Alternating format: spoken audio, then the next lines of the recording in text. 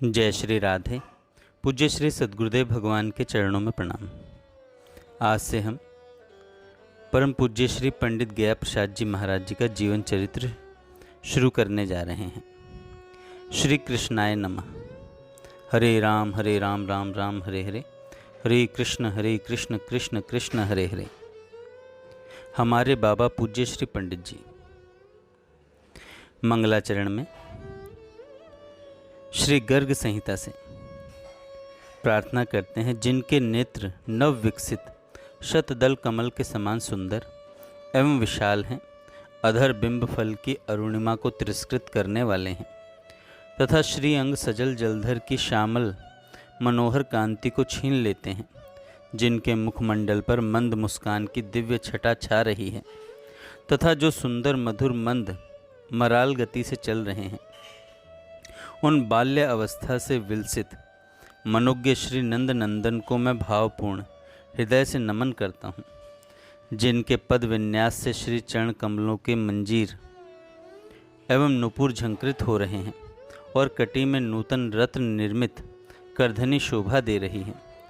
श्याम सुंदर कंठहार में व्याघ्र नख से युक्त यंत्र समुदाय सुशोभित है, जिनके भाल देश में दृष्टि दोष जनित पीड़ा हर लेने वाला कज्जल बिंदु शोभा दे रहा है तथा जो कलिंद नंदिनी यमुना जी के तट पर बालोचित क्रीड़ा में संलग्न है, उन बालकृष्ण की मैं वंदना करता हूँ, जिनके पूर्ण चंद्रोपम सुंदर मुखमंडल पर नूतन नील घन की श्याम विभा को तिरस्कृत करने वाले घुंघराले काले केश चमक रहे हैं तथा जिनका मस्तक रूपी कुमुद कुछ झुका हुआ होने से सुशोभित हो रहा है। ऐसे नंदनंदन श्री कृष्ण तथा उनके अग्रज श्री बलराम को मेरा बारंबार नमस्कार है। पूज्य श्री पंडित जी कहते थे, काहू भगवत प्रेमी को अनुगत्य ही प्रेम पथ में चलवे की प्रणाली है। जो अब तक इनके प्रेमी भक्त भये हैं, उनके जीवन चरित्र पढ़ो, उनसों सीखो। उन लोगन ने कैसे प्राणनाथ को रिझायो है, उनको ही अनुगत्य करो। उनकी जैसी रहनी, स्वभाव, आचरण, व्यवहार, उत्कट लगन, व्याकुलता हमारे में होनी चाहिए। या के लिए ही प्रणसों हमारो प्रयत्न रहे। आइए उनका वंश परिचय सुनते हैं। जिनके कुल में, जिस स्थान में तथा जिस माता के गर्भ में भगवान के अनन्य भक्त का प्रादुर्भाव होता है, वह कुल पवित्र है। उनके पूर्वज अंत्यज तृप्त, वह भूभाग प्रसन्न तथा वह माता कृतार्थ हो जाती है। पूज्य श्री पंडित जी कहते, यह तो पता नहीं कि यह आत्मा कौन से लोक सो आई है। हमारे सब काम शिशुपन सो ही निराले हैं। हम पूरे गांव में निराले रहे। बाल्यकाल सो ही सबसों अलग स्वभाव है। फलहु जो भयो आप लोग प्रत्यक्ष देख ही रहे हैं। श्री गंगा यमुना की पावन धाराओं के मध्य उत्तर प्रदेश के फतेहपुर जनपद की फतेहपुर तहसील में श्री गंगा जी के दक्षिणी तट पर कल्याणीपुर नामक एक गांव है। इस गांव में कात्यायन गोत्रीय मिश्रोपहाव ब्राह्मणों का एक वंश निवास करता था। सद्गुणों के कारण इस वंश के विद्वान ब्राह्मणों की यत्र तत्र बड़ी प्रतिष्ठा थी। स्थानीय भेद के अनुसार ये पंचगौड़ ब्राह्मणों में से कान्यकुब्ज ब्राह्मण थे। इस कुल की वंश परंपरा में अनेकशः विद्वान, श्रीमान, यशस्वी, तपस्वी महानुभाव उत्पन्न हुए। उन्हीं की ख्याति लब्ध परंपरा में पंडित श्री सूर्य प्रसाद जी मिश्र एवं श्री शिवलोचन जी मिश्र दो सहोदर भाई थे। दोनों भाई अत्यंत धर्मनिष्ठ, नीतिज्ञ, साधन संपन्न एवं प्रभावशाली। पंडित सूर्य प्रसाद जी मिश्र अग्रज एवं पंडित श्री शिवलोचन जी मिश्र अनुज थे। बड़े भाई श्री सूर्य प्रसाद जी बहुत ही यशस्वी एवं तेजस्वी थे। उस समय की प्रचलित ग्रामीण पंच प्रथा के अनुसार समस्त ग्रामवासी अपने विवादों का निर्णय इनसे ही करवाया करते थे। सभी लोग इनकी सत्यपरायणता, एवं न्यायकारिता में विश्वास रखते थे। पंच के रूप में इनके द्वारा दिया हुआ निर्णय प्रायः सबको ही मान्य था।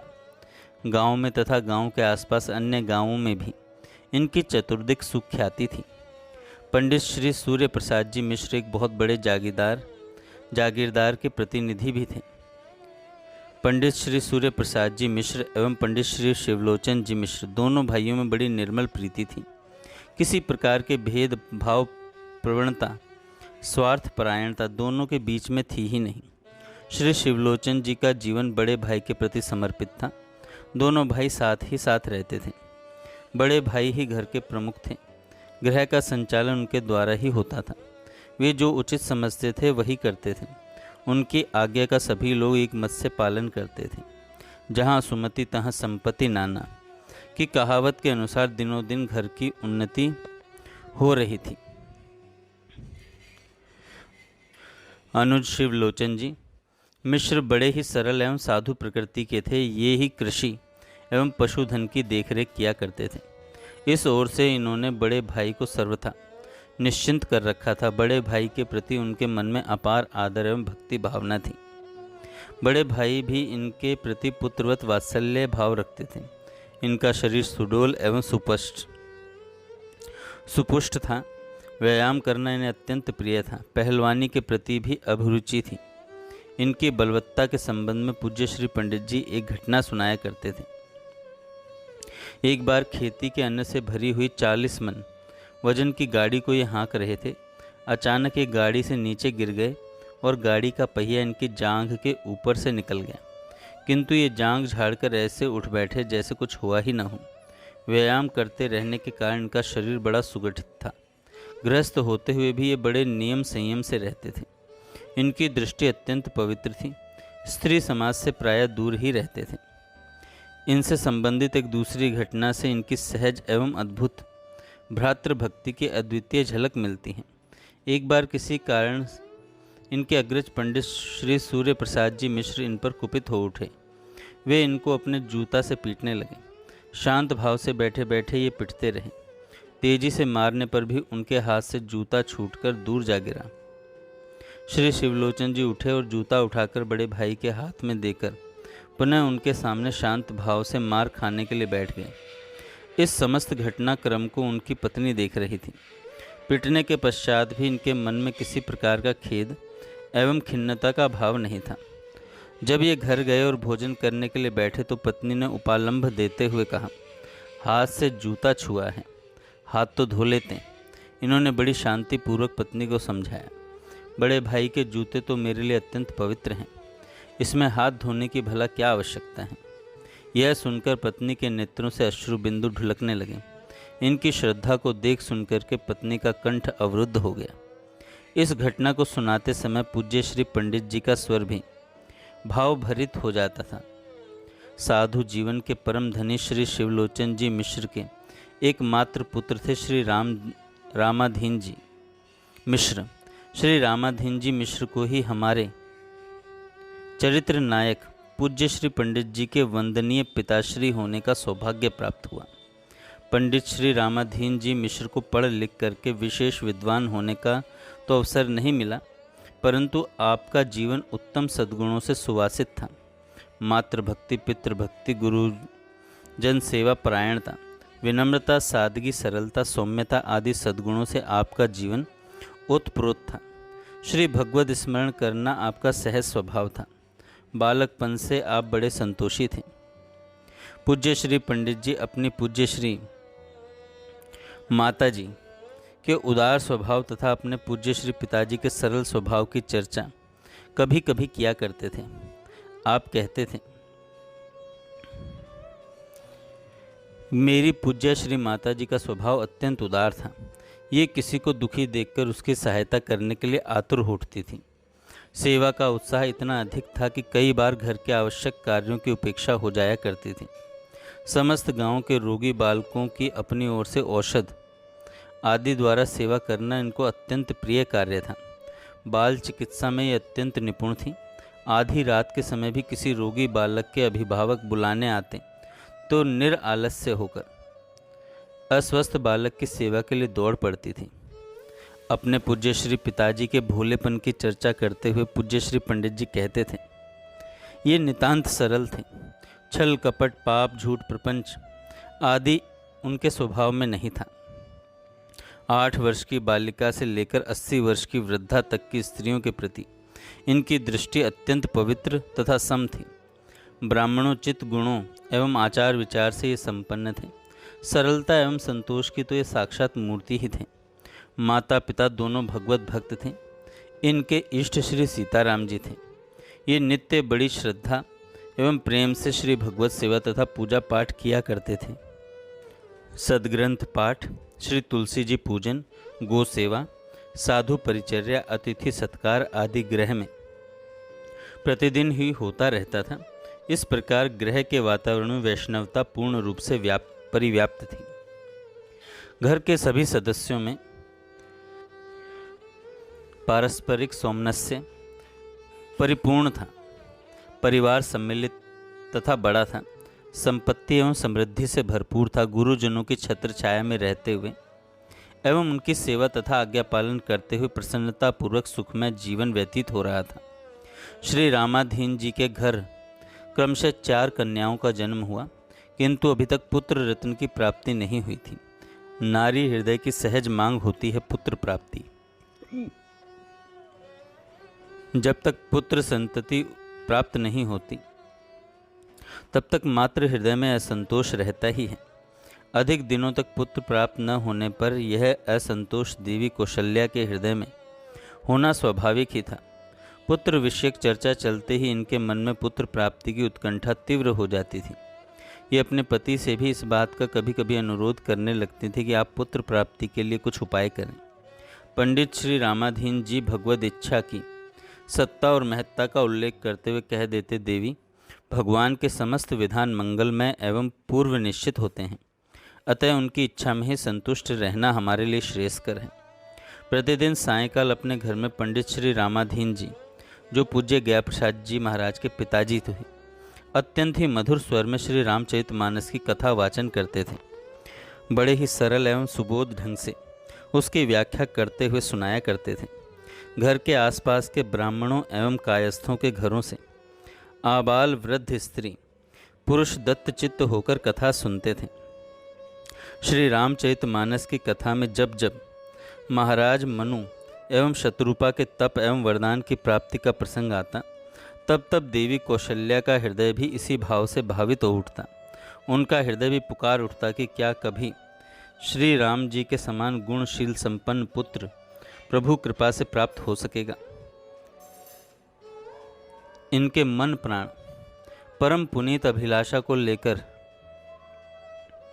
अपने आराध्य देव से विनीत करने में लीन हो जाते।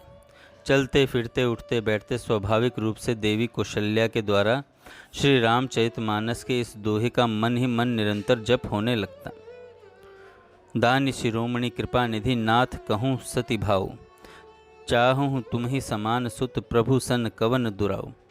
देवी कौशल्या का हृदय बार बार अपने इष्ट देव से प्रार्थना करने लगता। इनके हृदयगत भाव अपने आराध्य देव के समक्ष अश्रु बिंदुओं के रूप में प्रकट होकर पूजो उपहार बन जाते। इनका अंतर्मन पुत्र प्राप्ति के लिए गुहार एवं मनुहार करता। एकांत पाकर वह मचल उठता, नाथ मेरी यह अभिलाषा आप कब पूर्ण करोगे। यह प्रार्थना इतनी गहरी अंतर हृदय से होती थी कि इस भाव से भावित होकर बहुत देर तक इनकी समाधि जैसी स्थिति हो जाया करती थी। शुद्ध हृदय द्वारा एकांत मन से की हुई प्रार्थना को किसी संत का अनुमोदन प्राप्त होने पर सफलता निश्चित हो ही जाती है। आर्त होकर विशुद्ध हृदय से अपने आराध्य के प्रति एकांत भाव से प्रार्थना तो चल ही रही थी। अब संत के आशीर्वाद प्राप्त होने का सुअवसर आ पहुंचा। संत आशीर्वाद की प्राप्ति। पूज्य पंडित जी कहते, श्री भगवद आराधना या काहू महापुरुष की कृपा द्वारा ही संतन को प्राकट्य हुए हैं। ऊंची आत्मा जो जन्म लेनो चाहे वे अवसर की प्रतीक्षा करती रहें। काहू सिद्ध संत के आशीर्वाद को आश्रय लेके गर्भ में प्रवेश कर जन्म लिए हैं। श्री चित्रकूट धाम का दर्शन करने के लिए धर्म प्राणा धर्म प्राण आस्तिक जन प्राय वर्ष भर आते ही रहते हैं, परंतु श्रावण एवं भाद्रपद में वहाँ की हरी भरी अद्भुत छवि छटा एवं जल स्नान, सुंदर शिलाएं बड़ी ही मनोरम एवं दर्शनीय हो जाती हैं। इन महीनों में प्राय वहाँ मेला सा लगा रहता है। दूर दूर से बहुत बड़ी संख्या में दर्शनार्थी लोग आते ही रहते हैं। पवित्र मंदाकिनी की निर्मल वारी धारा का दर्शन एवं स्नान तथा श्री कामदगिरी की अनंत पुण्य प्रदायनी परिक्रमा भक्तजनों को अभिवांछित कामना को सफल बनाती है। देवी कौशल्या का पितृगृह श्री चित्रकूट धाम के अति निकट था, अतः श्री चित्रकूट धाम के प्रति देवी कौशल्या की अविचल आस्था जुड़ी थी। देवी कौशल्या के बड़े भाई एवं सभी परिवारजन अनुसूया आश्रम के समीप स्थित एक सिद्ध संत श्री मौनी बाबा जी महाराज के प्रति अपार श्रद्धा विश्वास रखते थे। बड़े भाई का उनमें गुरु भाव था। घर के अन्य सदस्य भी उनमें गुरुवत भाव ही रखते थे। सिद्ध संत श्री मौनी बाबा जी महाराज शौचाचार परायण, दयाद्र हृदय, मृदुल स्वभाव, श्री भगवन नाम निष्ठ, श्री भगवत चिंतन रत एवं श्री भगवत प्रेमी संत थे। वे दीर्घ काल तक मौन रहे और अब अत्य अल्पभाषी थे। दीर्घ काल तक मौन रहने के कारण लोग उन्हें मौनी बाबा कहते थे। उस समय श्री चित्रकूट में चारों ओर उनकी सिद्धि एवं भजनशीलता की ख्याति थी। फलतः देवी कौशल्या के मन में भी पुत्र प्राप्ति की प्रबल ईषणावशात श्री चित्रकूट धाम के विख्यात सिद्ध संत श्री मौनी बाबा जी महाराज से आशीर्वाद प्राप्ति की अभिलाषा उत्पन्न हुई। यह मनोरथ देवी कौशल्या ने अपने पतिदेव श्री रामाधीन जी के सन्मुख बड़े ही विनीत भाव से निवेदन किया। पंडित श्री रामाधीन जी ने सहर्ष अनुमोदन करते हुए कहा, यह श्रावण मास चल ही रहा है, तुम्हारे भाई तुम्हें लिवा ले जाने के लिए आएंगे, तब गुरुजनों से अनुमति लेकर तुम्हें पीहर भेज दिया जाएगा। वहाँ से अपने बड़े भाई के साथ चित्रकूट के प्रमुख तीर्थों का दर्शन तथा श्री कामदगिरी की प्रदक्षिणा कराना। इसी के साथ परम लाभ यह भी है कि सिद्ध संत श्री मौनी बाबा जी महाराज के दर्शन का शुभ अवसर मिलेगा। शुभ अवसर लाभ उठाते हुए तुम उनके समक्ष अपने मनोरथ की विनीत भाव से कहना, हो सकता है श्री भगवत अनुग्रह से उनकी कृपा दृष्टि भी प्राप्त हो जाए। श्री चित्रकूट धाम के दर्शन। यह चर्चा हो ही रही थी कि संयोगवश देवी कौशल्या के बड़े भाई अपने माता पिता की प्रेरणा से बहन को लिवा ले जाने के लिए आ गए। भाई बहन परस्पर मिले। कुशल क्षेम के बाद बहन को अपने साथ लिवा ले जाने के लिए प्रार्थना की। श्री रामाधीन जी ने कहा, तुम्हारी बहन श्री चित्रकूट धाम के सिद्ध संत श्री मौनी बाबा महाराज के दर्शन करने की प्रबल इच्छा से जा रही है। तुम्हारे आने से पूर्व हम दोनों यह चर्चा कर ही रहे थे। गुरुजनों की अनुज्ञा एवं पतिदेव की अनुमति से देवी कौशल्या स उल्लास अपने सहोदर अग्रज के साथ पीहर चली गई। अपने मनोरथ के अनुसार देवी कौशल्या अग्रज के साथ कुछ दिन पश्चात श्री चित्रकूट धाम के दर्शन करने गई। श्री चित्रकूट धाम के दर्शन से देवी कौशल्या के हृदय में अपूर्व आनंद का लाभ हुआ। वे बड़े ही भाव एवं चाव से श्री मंदाकिनी स्नान, गंगा में स्नान, श्री कामदगिरी की परिक्रमा, अन्य तीर्थ स्थलों में दर्शन पूजन के उपरांत भाई के साथ संत श्री मौनी बाबा जी महाराज के आश्रम में गई। श्री गुरुदेव के श्री चरण कमलों में दोनों ने सादर प्रणाम किया। आज्ञा पाकर जब दोनों भाई बहन सन्मुख बैठ गए, तब श्री गुरुदेव ने बड़ी ही आत्मीयता एवं करुणापूर्ण दृष्टि से निहार करके कृतार्थ कर दिया और कुशल क्षेम पूछी। तब देवी कौशल्या के बड़े भाई ने श्री गुरुदेव के श्री चरणों में पुनः प्रणाम करके अति विनीत शब्दों में प्रार्थना की, भगवान आपकी कृपा से सब कुछ कुशल है, तथापि यह जो मेरी छोटी बहन है, इसकी गोद में 4 कन्याएं हैं, कोई पुत्र संतति नहीं है। पुत्र भाव के चिंतन से जीवन में रिक्तता की सदा अनुभूति होती रहती है। यह ग्लानि बहन के मन को मथती है। यह सुनकर सिद्ध संत श्री मौनी बाबा जी महाराज कुछ क्षण नेत्र बंद करके ध्यानस्थ हुए। रहस्य जानकर पुनः अपनी अमृत वर्षिणी वाणी में बोले, बेटी, भगवान शंकर आशुतोष एवं औढ़रदानी हैं। उनकी आराधना ही समस्त मनोकामनाएं पूर्ण करने वाली है। अतः भगवान शंकर का पार्थिव पूजन एवं प्रदोष व्रत प्रारंभ करो। श्री शिव पूजन एवं प्रदोष व्रत की विधि बतलाकर एक फल प्रदान किया और अमोघ आशीर्वाद देते हुए कहा, इस फल को पालो, भगवान की कृपा से तुम्हें एक महाभागवत पुत्र की प्राप्ति होगी। यह आशीर्वाद प्राप्त कर देवी कौशल्या एवं उनके भाई के आनंद का पारावार न रहा। सिद्ध संत श्री मौनी बाबा जी महाराज की अमोघ वाणी पर सभी का पूर्ण विश्वास था। श्री भगवत कृपा का चिंतन, श्री भगवत कृपा की स्मृति, यह पूज्य श्री पंडित जी की साधना का प्रमुख अंग था।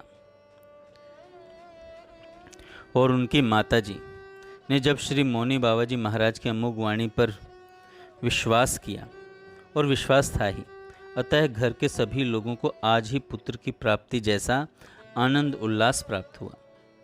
पूज्य पंडित जी महाराज श्री भगवत कृपा की महिमा का बखान करते करते आप भावाधिक्य में अपने जीवन की घटनाओं को अनेक बार बतलाने लगते थे।